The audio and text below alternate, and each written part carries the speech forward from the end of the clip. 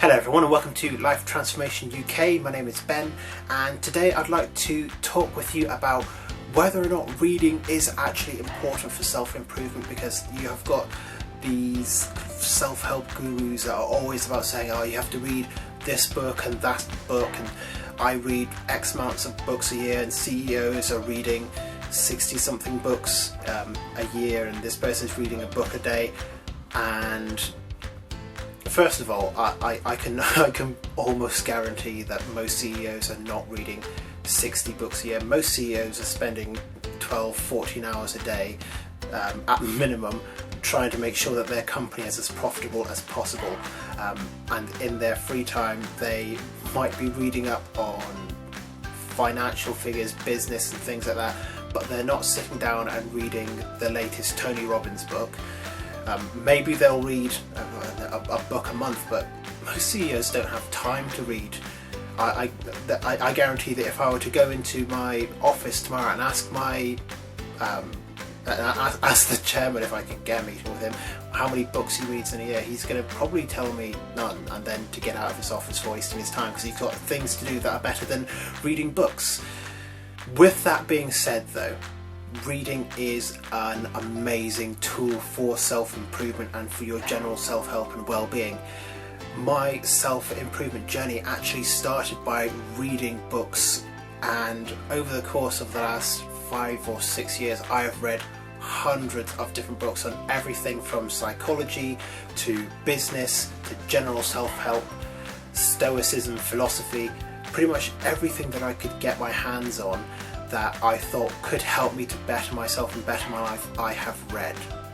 And I can attribute a lot of my personal successes, a lot of my mindset shifts to having gone out there and read all of these books.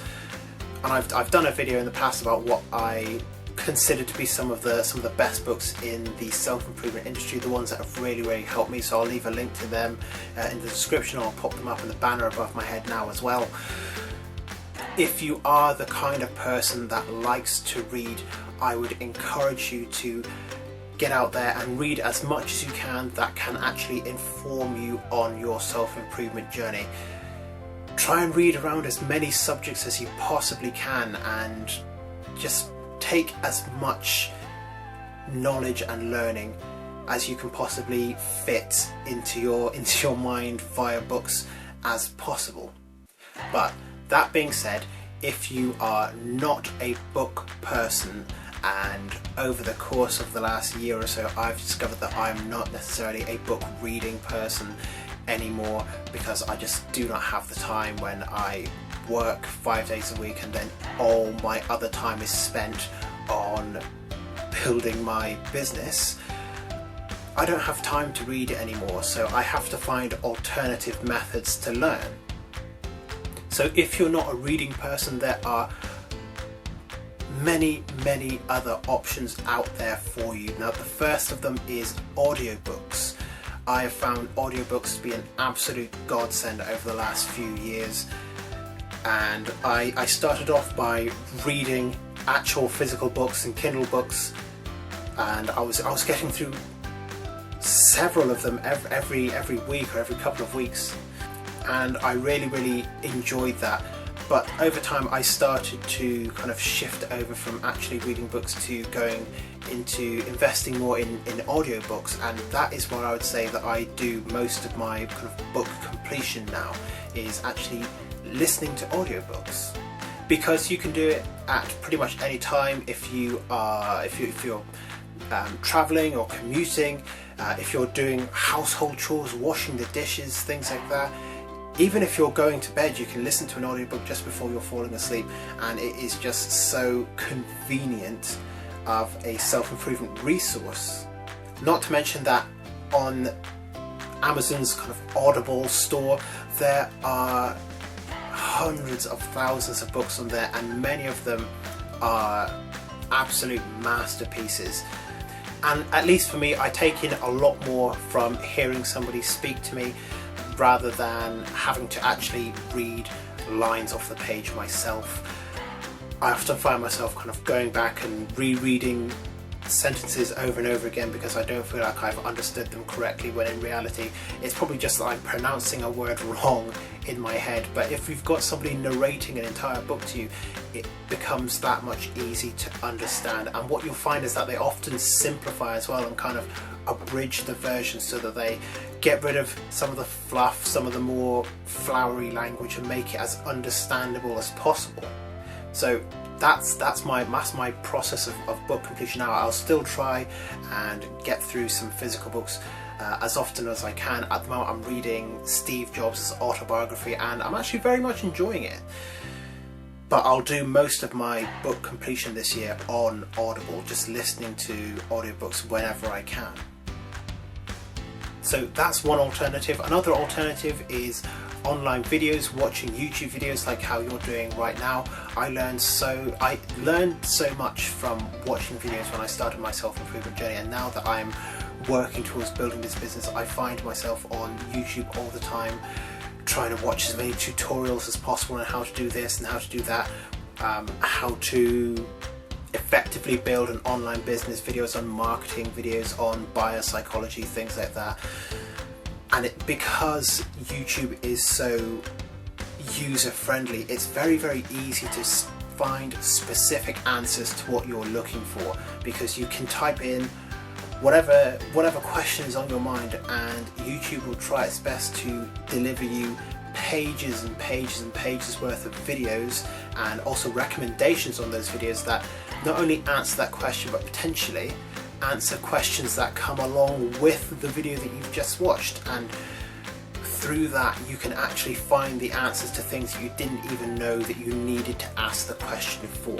When it comes to books, it's very much hit and miss, because you might read a 300-page book thinking that it has a particular answer, when in reality it just talks around the subject the whole time, or ends with something along the lines of kind of, well, it's up to you, you figure it out, it's up to the reader to decide on whether it is X or whether it's Y.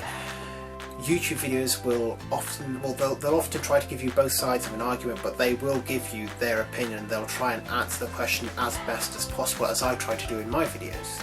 So videos, again, a very, very good resource for learning. Same thing goes for things like online courses as well, which I suppose often fall into the video category. Going on Udemy and buying a video course for $9.99 that's going to teach you how to learn Python or how to learn CBT or something like that. For the cost of those kinds of online courses, the value is very, very high, though I would generally advise against purchasing courses on subjects that you can easily find out more for free, especially when they are priced stupidly high, like something like £2,000 to learn affiliate marketing, when you can easily watch an hour-long seminar on YouTube that will cover everything that £2,000 or $2,000 course is going to cover for you instead. Another great learning resource is an app called Blinkist. I've used this in the past to kind of supplement my reading, and what it does is that it summarizes books, entire books, into like 5 to 15 minute summaries that you can digest really, really quickly. It shares all the key concepts and all the main points in the books, and really makes them as simple as possible, so that instead of having to read through 300 pages of fluff and filler to get to the 2 pages of the book that you actually need, you can just read the blink of that particular book on the Blinkist app and get all the knowledge that you need as quickly as possible, and also as efficiently as possible as well. And of course, my list of self-improvement resources would not be complete without, of course, talking about coaching and mentoring.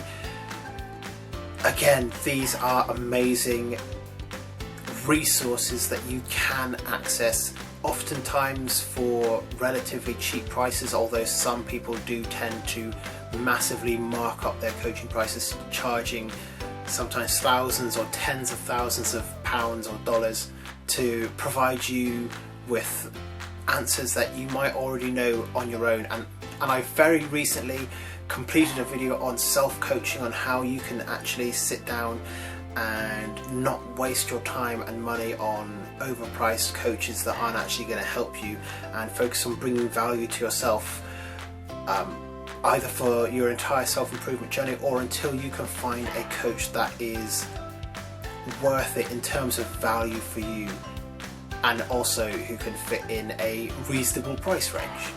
So I don't think for a minute that reading is this all-important self-improvement skill that if you don't do, and if you don't read 100 books a year, that you're going to fail.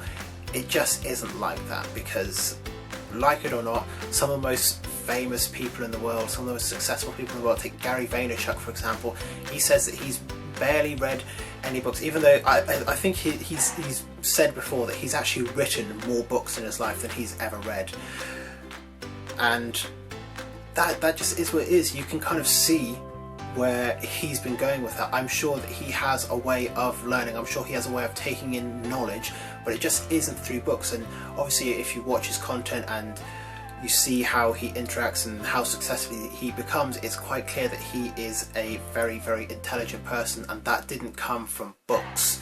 That came from experiences and knowing the right people and going out there and taking action and figuring things out for himself.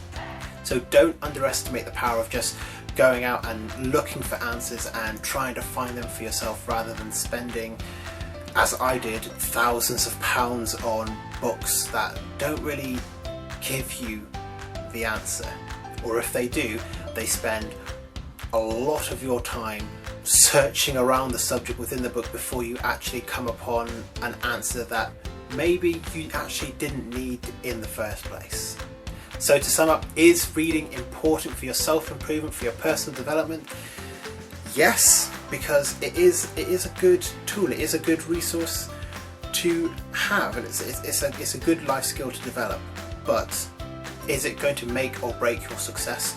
Probably not, as long as you have other means of learning, whether that is watching videos on YouTube, or getting mentoring, getting coaching, reading one blink on the Blinkist app every single day, or just going out there and taking action and figuring out how things work for yourself. As long as you have a learning strategy, you don't need to waste your time reading hundreds of books when there may be a much more effective way for you to personally learn. So I hope you have found this video useful. If you have done, make sure to leave a like on the video and also a comment. Let me know what it is that you're going to be doing to transform your life today. And while you're down there, why not subscribe to the channel as well to get more videos like this in the future. But otherwise, thank you very much for watching, and I look forward to seeing you in future videos very soon.